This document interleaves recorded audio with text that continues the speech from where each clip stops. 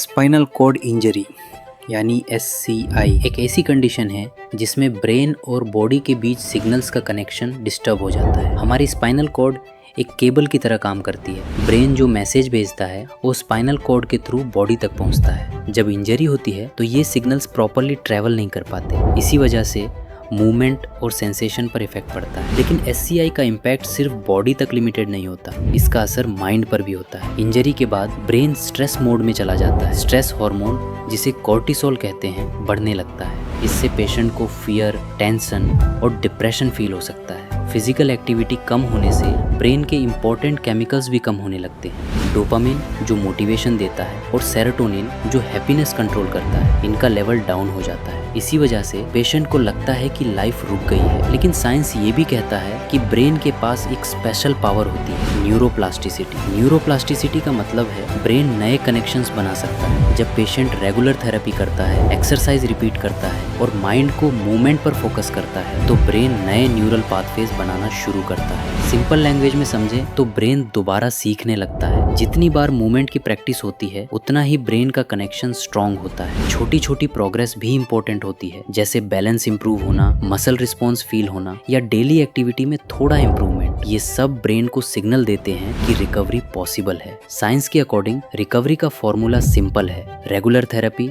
Focused mind, positive environment और daily small progress.